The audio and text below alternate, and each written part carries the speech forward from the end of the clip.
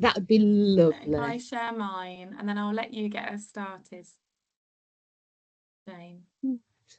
But I'll just give everybody a little bit of an idea about why we're doing what we're doing, and that it's to support those children um, that don't meet our criteria as a team. So I've just given everybody a little bit of chat on that, and I'll basically say, off you go. Tell us about what the plans are going to be. Okay, so thank you for those of you that have came this afternoon to meet, and thank you for your patience with IT and getting dates organised. The purpose of this afternoon is for Jane and I to kind of share with you lots of information about the early years strategy that we've been working really hard on for the last year, Jane, I think. To think about how we can work together more collaboratively as a EPS team, so psychology service team, and also as an early years team. We'll share with you this afternoon some of the shared values and expectations that we've kind of aligned ourselves together with, and which are allowing us to work together. And then the primary focus is to share some information which will hopefully really motivate you all to kind of engage in more regular working with the EPS and the early years team, specifically through some consultation methods. Maybe a bit of context for kind of why we're here. I know that area SENCOs and the early years the practitioners have been working really hard over the last few years in light of lots of systemic change and changes to ways in which early years support is being delivered. And I guess the next step of that is that the early years team have welcomed us in as an educational psychology service to think about how we can work together more closely. How we can collaborate, share knowledge, share skills, and share kind of problem solving together, really, to best support our little people in the local area. The idea primarily through all of our strategy that Jane and I have been developing is around building capacity in early years settings on a more strategic level. So moving away from that within child, like casework like approach, but around more so focusing on how we can skill up nursery settings, how we can kind of empower staff, how we can share knowledge and information that's in line with evidence, just to support best practice within our early year settings. And I guess the main purpose for that is around our preventative and early intervention working. We're still waiting on the white paper to be released, but I suspect that lots of what we're doing will align with what is kind of being indicated will be prevalent within that new kind of framework for working in the SEN industry. And ultimately, we want to increase your access as settings to evidence-based support and interventions, so that we're all kind of moving and learning and growing together. Is there anything to add with that, Jane? No, I think that's really lovely and clear, and it's it's about increasing what we can offer. Having you on board has given us as a team much more capacity to support you with more children, which is obviously what we want. Yeah, definitely. And a lot of this work has come back from feedback from yourselves as kind of settings, and also the early years team recognising, the cases that they can get involved with. But as Jane said, capacity is tight. And I think through that process of working together, working with you, it was identified that young people that don't fit the early years referral criteria were often being missed. And then the repercussions for that with primary school is quite significant. So specifically, the role for me as an educational psychologist is to think about how we can support your young people that are presenting with social, emotional, and mental health difficulties or challenges, with the notion that difficulties in that area might not necessarily lead to difficulties in other areas, such as cognition and learning or speech and language, for instance. So that was limiting what the early years team could do and their capacity for support. So the specific role, I guess, for the psychology service alongside the early years team is to support with those young people that would fall within only having SEMH related needs. So with that kind of profile of child that's been identified as kind of needing more support and kind of more focus from the local authority at that early intervention, Jane and I have developed a casework referral pathway, which I'll kind of go through with you on the next slide. So far, we've had 4 cases. I know there were lots of reasons why it wasn't quite as busy and in demand as we thought it would be last academic year, but hopefully now we've had a few kind of goes at working, if you like, with early years settings. We've had some feedback from settings. That's a process that we can kind of look to use more frequently this academic year. And again, the purpose of this afternoon is to give you some information about how that works, so that all nursery settings have got that kind of transparent, clear information for that referral pathway. And then as 2 teams working together, we've also had lots of collaborative thinking through kind of meetings together, work together contributing to EHC decision making, some joint planning, thinking about how we'll work together. We've had some kind of similar training areas around Gestalt language processing, for instance. So Jane and I have really been working behind the scenes to join up how the early years practitioners and how the educational psychology service are working together, so that when we get to that point of EHC, for instance, or when we're making advice and recommendations, we're all on the same page and we're all up to date with the research that we should be. So I'm sorry if this isn't very clear. Jane, do you want to talk through this process, because you've been the driving force of this, I guess. Yeah, I can do this. This is what I can do. So as you know, that as those people on the call know, and all of you will know, so that we have a very specific criteria, and we try and be very strict on it. So our criteria is a child has got significant development delay in 3 or more areas. But we know we're also, as SENCO support, we're coming in and we're talking to you, and very often there's children you're talking to us about that have not got the 3 areas, they've got 1. And if it's speech and language, I'd be saying to you, can you refer that child to speech and language, but they won't come to us. But we've struggled with more the SEMH children, where there isn't the significant need in the other areas, so they can't come to us, but we can still see that as a setting you're struggling with that child. And actually often it's the children with the really significant social and emotional mental health needs, you know, with those dysregulation and the real challenging behaviours, are the ones you're struggling with the most. And it's been really difficult for us. So this is up and running, and you can use this. There is a process whereby that you can still come via us, come via your area SENCO, and get support on an individual basis for your children that have got significant social, emotional, and mental health needs. So the usual process is to talk to us once you've identified that need. So again, I would suggest you're identifying the need through your observations, through your toolkits, whatever it is we're using to identify that need, but also just from you knowing the children, knowing the family. So the usual process there for I can't speak. This is why Lauren had to do it. I have to put the teeth back in. So I told you somebody would phone me halfway through. That will just stop that. Go away. So there's the usual process for that. We would expect you to have at least started the graduated approach for these children. So just because they're not coming to us doesn't mean that you can't do the SEND support plan and that usual graduated approach that we would expect. So what have you done for this child? What have you tried? What strategies? And again, as an area SENCO, we can talk to you as a this child basis. You can come and talk to us and say, oh, help me with some strategies for a child that does this. There's lots of things on our SolGrid page with advice on what you could do as part of the graduated approach. There is a graduated approach document that's got a whole section on social, emotional, and mental health. So we'd expect that to be in place. Obviously, you need to have parental consent. You need to be talking to the parents all the way through about what you're doing, when you're doing it, how you're doing it, and we definitely need parental consent.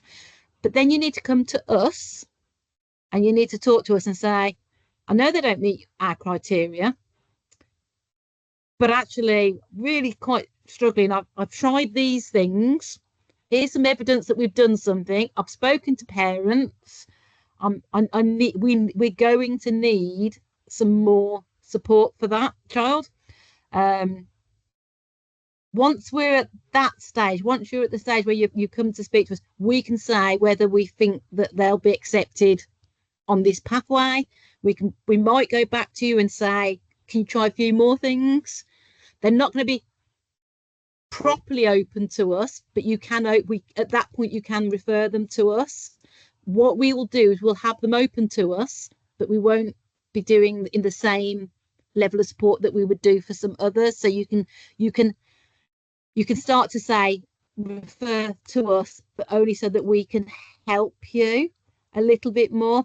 And then what we will do then, so once you've done, where am I? What am I, number 5? You can refer to us to get that general advice, but you won't get the same level of support. And then we will support you to do the application for sorry, again, put my teeth back in, for the educational psychologists. Okay, so at that point, there is a process. This is the bit that's been a bit difficult because obviously the EPs work in schools and their referral system is designed for people in schools. So we've had a few problems, and that's why we're saying to you, I'd love to say it's open referral, you don't need to come to us, refer, but actually you will need a little bit of help with it. We've just got a guide. It's not that hard, but if you get stuck, we can help you. We've got a guide, so you can do that. Once that's done, there's the biggest, and I hope I'm saying this right, Lauren, the biggest concern for EPs is that it is informed parental consent. Yeah. That is, I mean, it's clear for us that we have to have that, but it's even clearer. So there is a separate form that you need to complete that is around parental consent. It's different and separate than what we have. We have very much yes, I've spoken to parents. This is different. This needs to be, am I right saying it's got to be signed by parents? Yeah, it has to be signed, and Yeah. that is purely, Jane and I have gone back and forth, and Yeah. we've really tried to make it easier, but it comes down to that educational psychologists have to be independently registered to the Board of Health and Care Professionals Council. So whilst local authority consent kind of fits within a local authority model of working, if a complaint came in, it would be against us as individual psychologists, not necessarily to the local authority, or it would go down both means. So the idea is that we need this fully informed consent where parents have signed to show that they understand what's involved, they understand kind of what our role is. Just it's about that extra layer of protection, really, but it has been clunky, so I'm so grateful for Jane, your patience and sticking it out. And I think it's important we're clear with you from the beginning. This will work. We've done it 4 times. It just might be a little bit more clunky than our referral, but we're trying to explain to you why. I mean, step 7 on here, and I'm going to be really honest about this. This is making sure that the area SENCOs are all together with who they're going yes to. So I don't think you need to worry too much about that. But as a team, we want to make sure that we're consistently giving you the same advice. We don't want that somebody in one postcode to be getting loads through and an area SENCO going, oh, you haven't done this yet, you haven't done that yet, you haven't done. So we're trying to make sure that we're being consistent with who we're. So basically, the idea is we're expecting you to identify them. We're expecting you to start the graduated approach. We're expected to ask us for a little bit of general advice that we're happy to come and, as part of your SENCO support, give you. Once you get to that point where you go, look, we've tried what you're telling us to do, then I think it's come to us and start talking about, could I have this referral? And we'll, at that point, start discussing, I think this is the right one, or no, could you try that first or this first? And then we're hoping that this level of support is going to be a little bit, asked for a bit more. Lauren, I'm going to let you then talk about what happens once we've got past that process. Thanks, Jane. That's the bit that I think it has been a bit of a trial and error now, because we've had different psychologists working with different little people. But I guess the broad summary of how that EP involvement then looks is that I kind of direct then cases to educational psychologists within the team. They've all got a chunk of time for early years work, which is brilliant. Each psychologist will have 2 days worth of time to work with that child. it's not necessarily 2 days of face-to-face in the early years setting. It might even be that they don't work with the child, that they just observe, they have a consultation. At the moment, there's lots of flexibility with how psychologists have been working in early years settings, and much of it has been led by each individual case. So I've had one psychologist that I line manage. She has basically done a really rich transition plan for a child that was going into reception. Another EP has focused on a more of a traditional based assessment of observing, setting outcomes, and then evaluating progress based on the outcomes that are set. I kind of took on the first case, and it involved a lot of parent support and a lot of hand holding for mum. So the way in which the work looks is very different, but as Jane indicated, we really want that equity of access to this service. So we just have asked the psychologist to spend 2 days for each child, including any reports that need writing up within that 2 days as well. And the only thing I've kind of really asked that the EPs do is for them to host a review, because when we're thinking about that graduated response, when we're thinking about the current law as it stands, we need to be reviewing what we're doing really. And you've already started one cycle based on the referral pathway, so then a review of the EP involvement is your second point of review. So if that little person is going off to primary school, or they've got another year in nursery, you've got a really rich picture there of what their rate of progress over time has been, which also tells us, if you are coming to things like the EHC panel, gives us an idea of the type of support they're likely to need in the longer term, to then make those decisions about next steps and what that looks like. But we really that 2 days may be spread out over quite a significant amount of time, so it could be 2 full days, but it's highly likely to be a few hours spread out. So it could be that the end of the 2 days is actually the review process. And that's supporting that graduated response. So it might be, as Jane said, so I think I had about 3 hours on my first visit, then I wrote a short record, then I touched base for 2 hours, wrote a short record, and then I just had a telephone conversation with the setting to see how things were going. And they were my kind of 2 days completed. A colleague with the transition plan, that was an evolving document over a half term, where she was in and out between other visits, and she was around more frequently because she needed more kind of rich information to help with that transition document. So I guess what I'm trying to say to you as nursery settings, that you can work with your EP and kind of really specify what it is that you need and what it is that child needs. It might be that you want to use your 2 days for training. Again, that's absolutely fine, as long as it's supporting that child and the psychologist's kind of assessment of what their needs are, or what specific skills we need to hone in on. It might be that you spend a day with the child and half a day top up training for some staff. Again, that's, we're happy to do that. So we can be really creative at this stage, which is nice. It is lovely. It's really, really, with nothing we like more than in early years than being able to be flexible and creative. Yeah. You have to be. You learn quickly, don't you?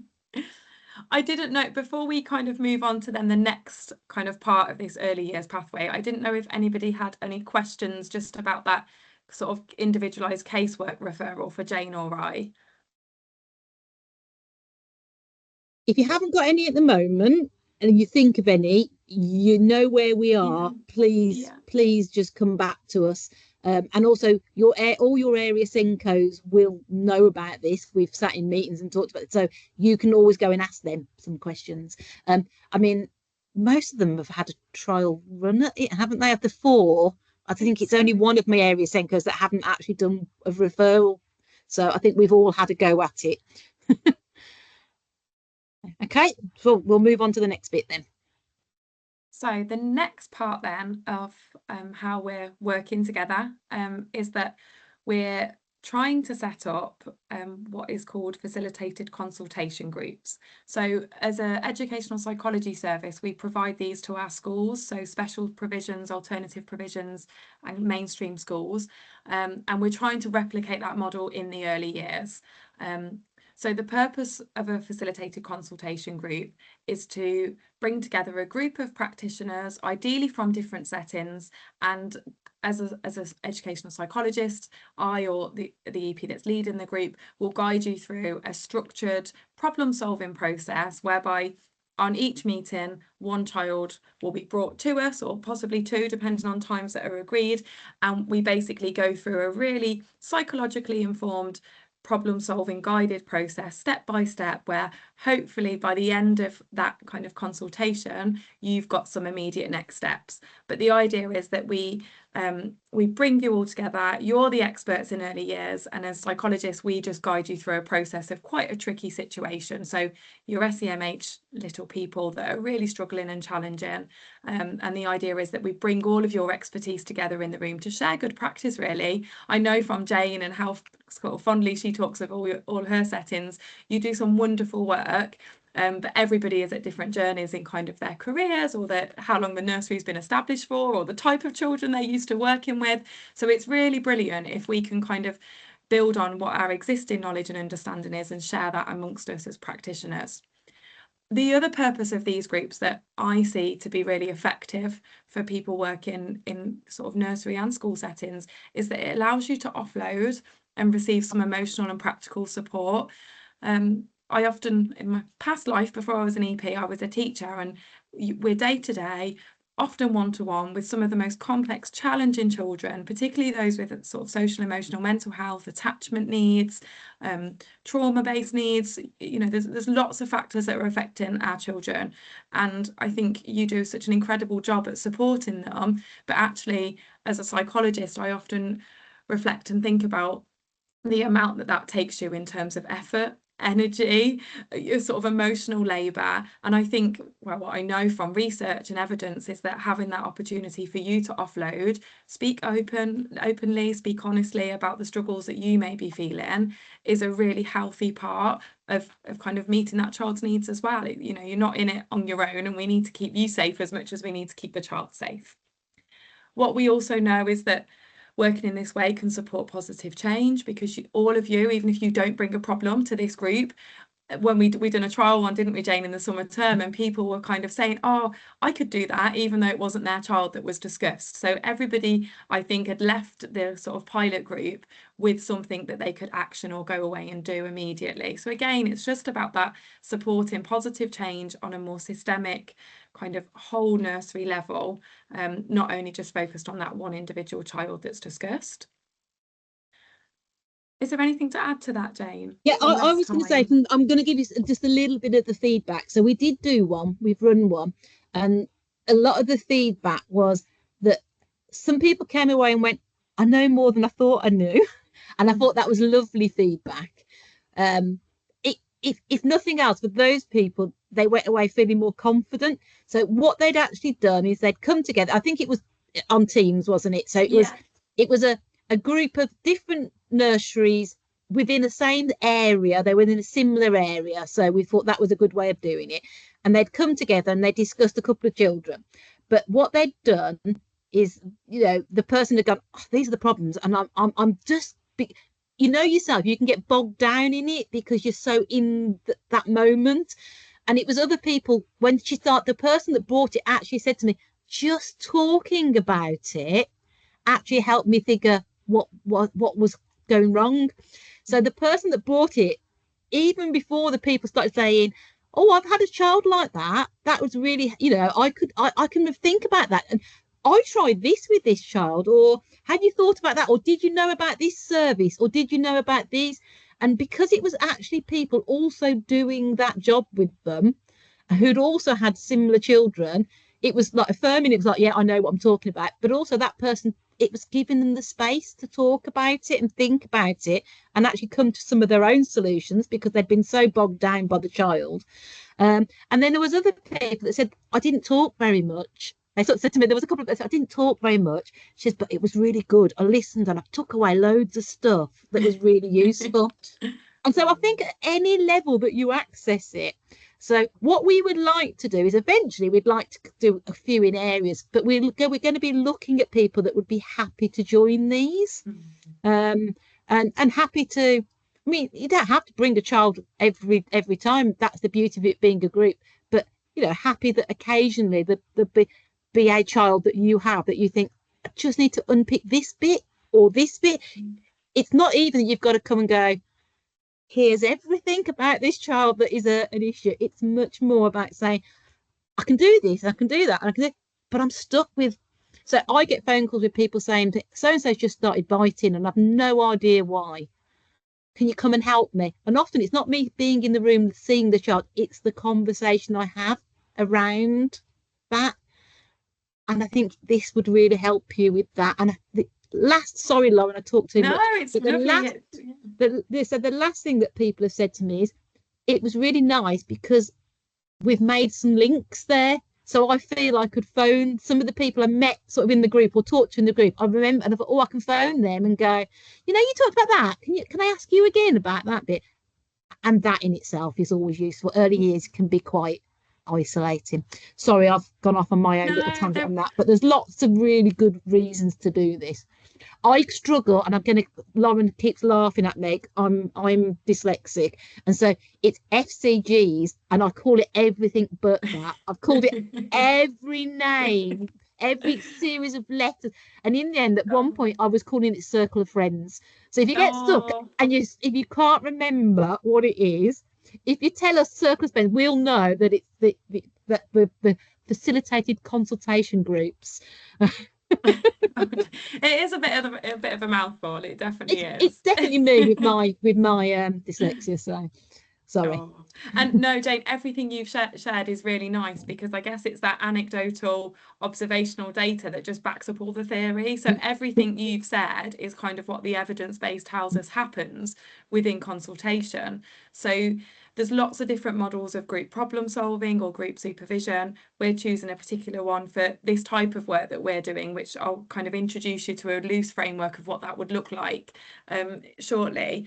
But the idea is that I would be kind of the person that's guiding the process. So I'll be skilled in sort of guiding you through that, difficult conversation, challenging questions, thinking creatively about solutions, containing any emotion or anxiety, maybe giving a bit of psychology that maybe is helpful to share in that moment. But ultimately, you remain the expert and in control. So you're supported through the process that I'm implementing or your EP's implementing.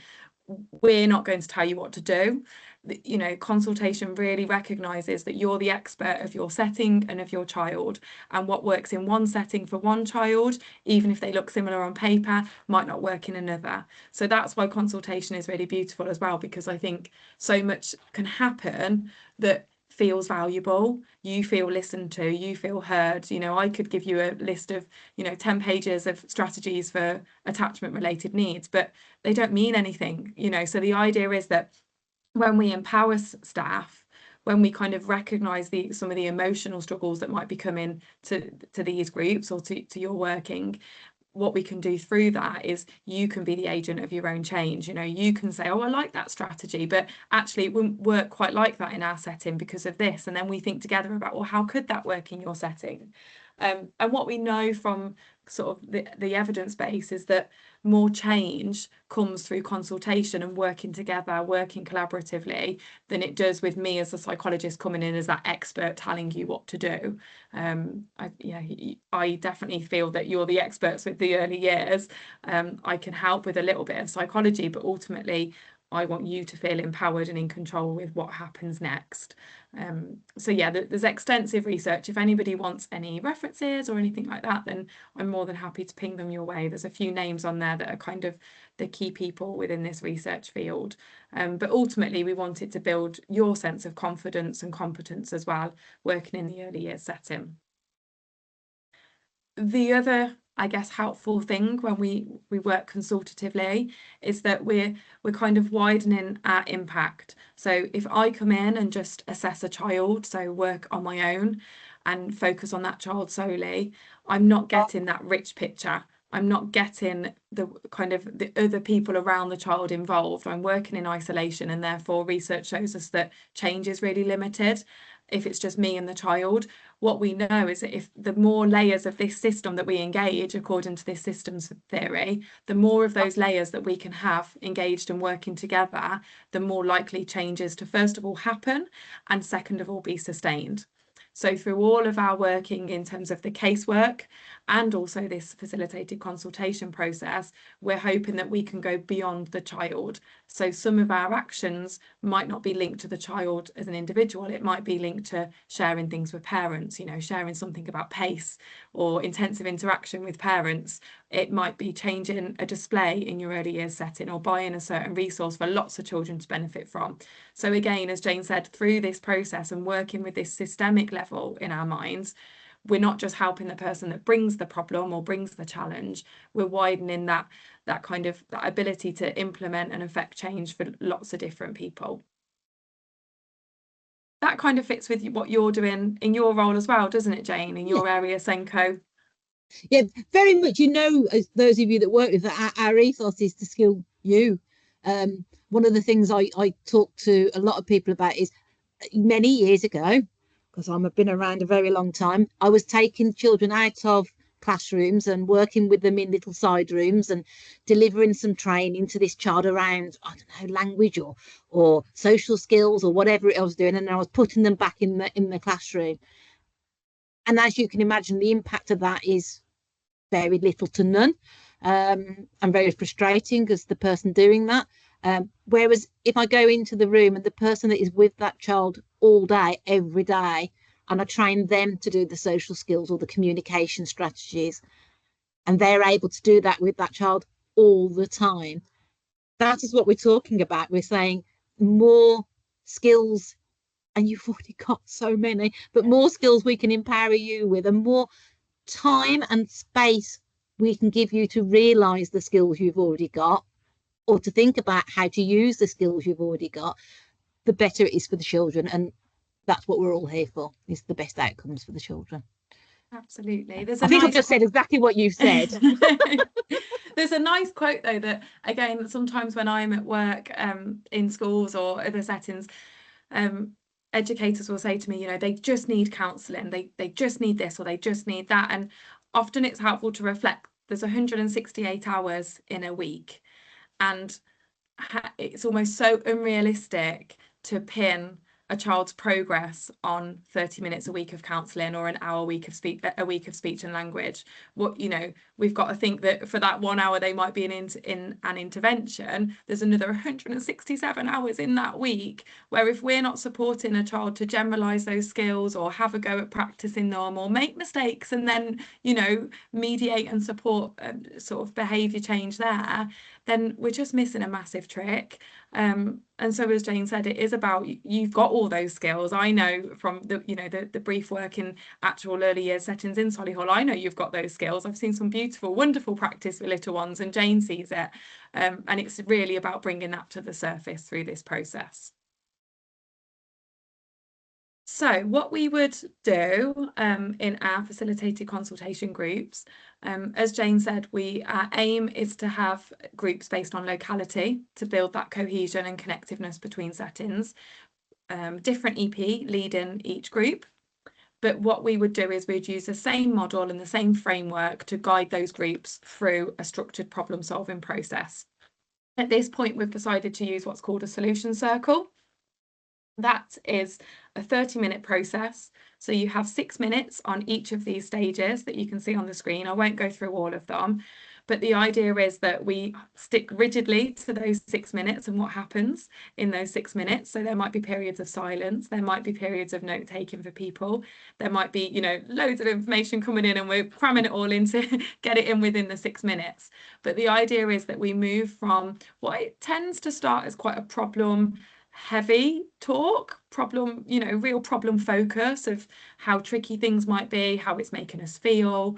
I often give some prompts to people that are bringing the problem, to help their explanation of what's going on. Others just want to talk freely and let it all out, and they have that 6 minutes of just uninterrupted being heard by colleagues. And I think that in itself is really powerful, just to have that outlet. And then we move through kind of different stages where we gain more information about the problem.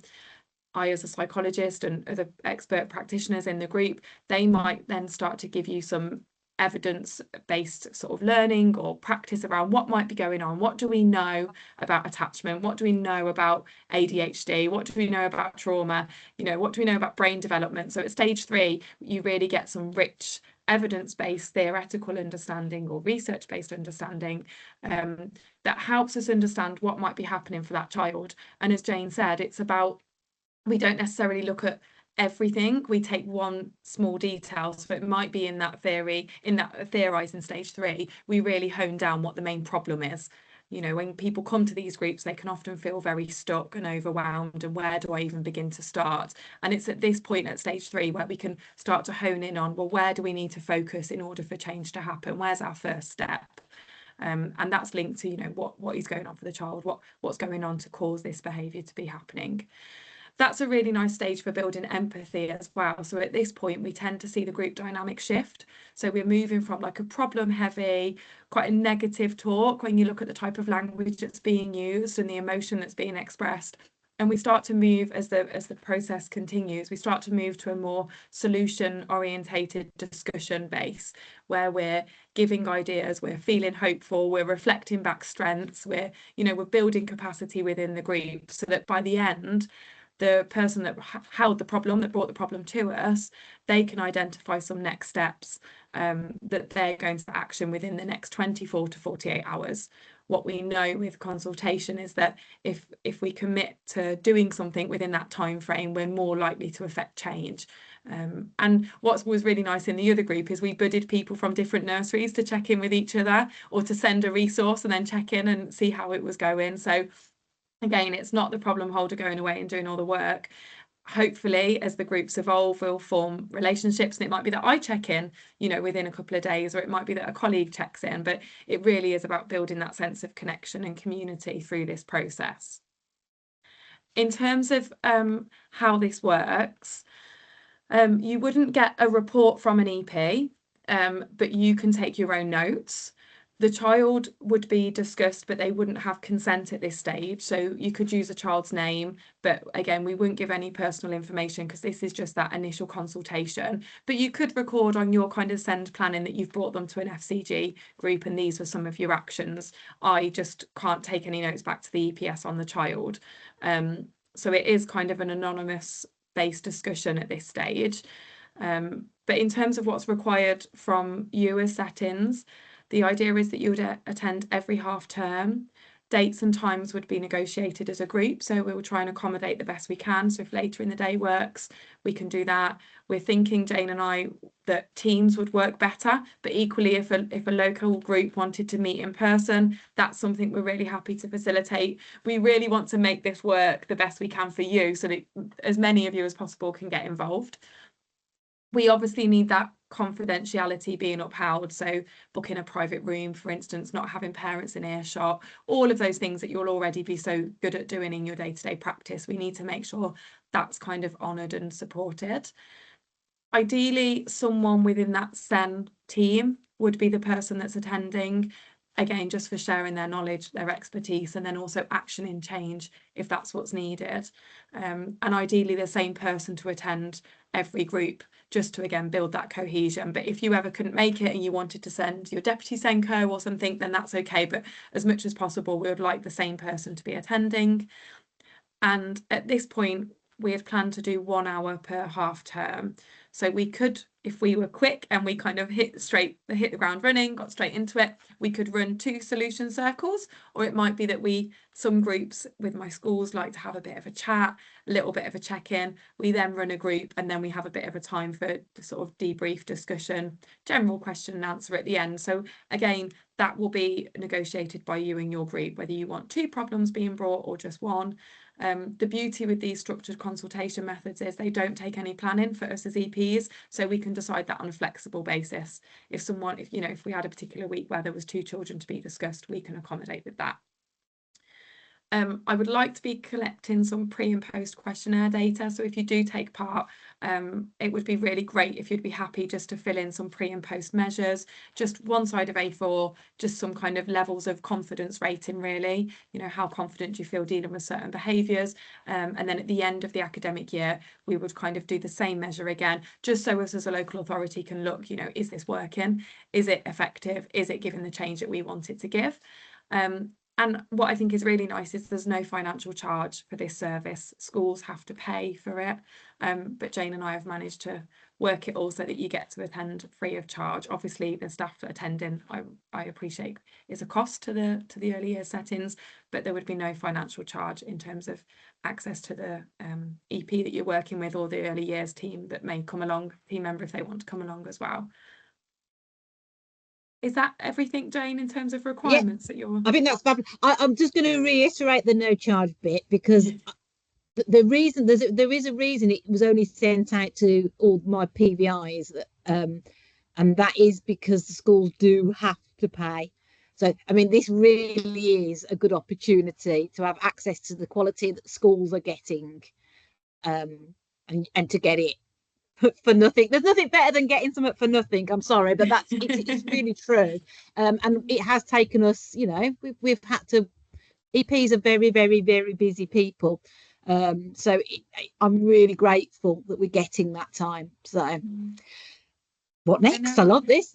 No, it's nice to be working together, and I hope that it is I know we've not got everybody here that we kind of hoped for, Jane, but I'm hoping that when people will watch this back, they will kind of opt in and just give it a go, because I also think that if things aren't taken up, the local authority might decide that we don't get as many hours doing this work. So exactly, it is which a trial. Is what worries me. Yeah, and we really want to show kind of that level of need, and I'm hoping that it will continue anyway because of the changes that we're expecting through the legislation. I mean, we know the needs out there. As area SENCOs, I'm out in your settings and seeing some of the struggles you're having.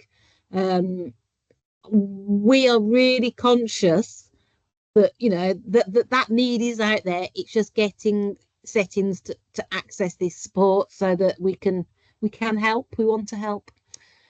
Definitely. Okay. So in terms of what next, so Jane, as the early years queen, I'm going to ask you to send your expressions of interest to Jane, just because she'll have the oversight of localities and kind of linking settings and stuff.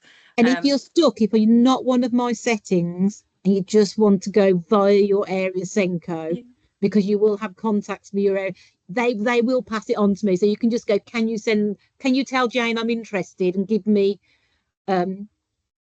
tell Jane this is my email address or my phone number or whatever. If you can do it by your SENCO, it's fine to do it that way.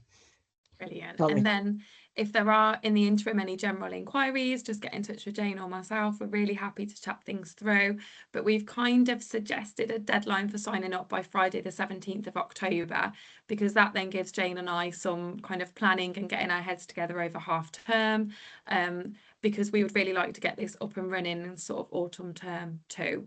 So before Christmas, it would be good if the groups that we've established have had one facilitated group consultation by that point. So that's kind of the information give and what we're hoping you will want to sign up to. No pressure. But if anybody's we've still got a little bit of time in our meeting, so if anybody's got any questions or comments or anything they wanted to share at this point, you're really welcome to, or as I said in the previous slide, just drop Jane or I an email. If anybody's nervous about talking while us recording, because I know that some people don't like to while we're recording, does anybody, shall I, at that point, I think we've given all the information. So what I'm going to do is I'm going to stop the recording at this point, if I can, because sometimes, or have I stopped recording? I'm just going to double check that I didn't just move the button about recording. I'm just going to check I have actually stopped recording at that point, because I've done that up now. See, I hadn't. I've stopped recording now. See, I often do that. I thought I'd done it before where I stopped recording and I hadn't, so stop.